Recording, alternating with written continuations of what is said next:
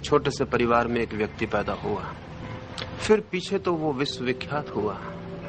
रामानुजम बहुत गरीब ब्राह्मण के घर में, बहुत थोड़ी सी शिक्षा मिली, लेकिन उस छोटे से गांव में ही बिना किसी विशेष शिक्षा के रामानुजम की प्रतिभा गणित के साथ अनूठी थी। जो लोग गणित जानते हैं उनका कहना है कि मनुष्य जाति के इतिहास में रामानुजम से बड़ा और विशिष्ट गणितज्ञ नहीं हुआ। बहुत बड़े बड़े गणितज्ञ हुए हैं, पर वे सब सुशिक्षित, उन्हें गणित का प्रशिक्षण मिला था, बड़े गणितज्ञों का साथ सत्संग मिला था, वर्षों की उनकी तैयारी थी। रामानुजम की न कोई तैयारी थी, न कोई साथ मिला, न कोई शिक्षा मिली। मैट्रिक भी रामानुजम पास नहीं हुआ और एक छोटे से दफ्तर में मुश्किल से क्लर्की का काम मिला। लेकिन अचानक खबर लोगों में फैलने लगी कि उसकी गणित के संबंध में कुशलता अद्भुत है, और किसी ने उसे सुझाव दिया कि कैम्ब्रिज यूनिवर्सिटी में उस समय विश्व के बड़े से बड़े गणितज्ञों में एक हार्डी प्रोफेसर थे, उनको लिखो।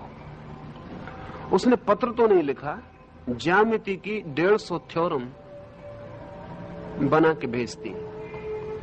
हार्डी तो चकित रह गया, उतनी कम उम्र के व्यक्ति से उस तरह के ज्यामिति के सिद्धांतों का अनुमान भी नहीं लग सकता था। उसने तत्काल रामानुजम को यूरोप बुलाया, और जब रामानुजम कैम्ब्रिज पहुंचा तो हार्डी, जो कि बड़े से बड़े गणितज्ञ था उस समय के विश्व का, वो अपने को बिल्कुल बच्चा समझने लगा रामानुजम के सामने। रामानुजम की क्षमता ऐसी थी जिसका मस्तिष्क से संबंध नहीं मालूम पड़ता है। अगर आपसे कोई गणित करने को कहा जाए तो समय लगेगा। बुद्धि ऐसा कोई भी काम नहीं कर सकती जिसमें समय ना लगे। बुद्धि सोचेगी, हल करेगी, समय व्यतीत होगा। लेकिन रामानुजम को समय ही नहीं लगता था। यहां आप तख्ते पर सवाल लिखेंगे, वहां रामानुजम उत्तर देना शुरू कर देगा।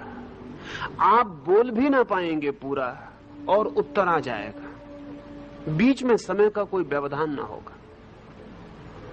बड़ी कठिनाई खड़ी हो गई थी, क्योंकि जिस सवाल को हल करने में बड़े से बड़े गणितज्ञ को 6 घंटे लगेंगे ही, फिर भी जरूरी नहीं कि सही हो। उत्तर सही है या नहीं, इसे जांचने में फिर 6 घंटे उसे गुजारने पड़ेंगे। रामानुजम को सवाल दिया गया और वो उत्तर देगा, जैसे सवाल में और उत्तर के बीच में कोई समय का क्षण भी व्यतीत नहीं होता है। इससे एक बात तो सिद्ध हो गई थी कि रामानुजम बुद्धि के माध्यम से उत्तर नहीं दे रहा है। बुद्धि बहुत बड़ी थी भी नहीं उसके पास, मैट्रिक में वो फेल हुआ था। कोई बुद्धिमत्ता का और लक्षण भी ना था। सामान्य जीवन में किसी चीज में भी कोई ऐसी बुद्धिमत्ता नहीं मालूम पड़ती थी, लेकिन बस गणित के संबंध में वो एकदम अति मानवीय, मनुष्य से बहुत पार की घटना उसके जीवन में घटी। जल्दी मर गया रामानुजम। उसे क्षय रोग हो गया, वो 36 साल की उम्र में मर गया। जब वो बीमार होकर अस्पताल में पड़ा था तो हार्डी उसे और 2-3 गणितज्ञ मित्रों के साथ देखने गया। उसके दरवाजे पर ही हार्डी ने कार रोकी और भीतर गया। कार के पीछे का नंबर रामानुजम को दिखाई पड़ा तो उसने हार्डी से कहा, आश्चर्यजनक है, आपकी कार का जो नंबर है, ऐसा कोई आंकड़ा ही नहीं है मनुष्य की गणित की व्यवस्था में। यह आंकड़ा बड़ा खूबी का है। उसने 4 विशेषताएं उस आंकड़े की बताई। रामानुजम तो मर गया, हार्डी को 6 महीने लगे वो पूरी विशेषता सिद्ध करने में। वो जो 4 उसने विशेषताएं उस आंकड़े की बताई थी, आकस्मिक नजर पड़ गई थी। हार्डी को 6 महीने लगे, तब भी वो 3 ही सिद्ध कर पाया, 4थी असिद्ध रह गई बात। हार्डी वसीयत छोड़कर मरा कि मेरे मरने के बाद वो 4थी की खोज जारी रखी जाए, क्योंकि रामानुजम ने कहा है तो वो ठीक तो होगी ही। हार्डी के मर जाने के 22 साल बाद वो 4थी घटना सही सिद्ध हो पाई कि उसने ठीक कहा था। उस आंकड़े में ये खूबी है। रामानुजम को जब भी ये गणित की स्थिति घटती थी तब उसके दोनों आंखों के बीच में कुछ होना शुरू हो जाता था। उसकी दोनों आंखें पुतलियां ऊपर चढ़ जाती थी।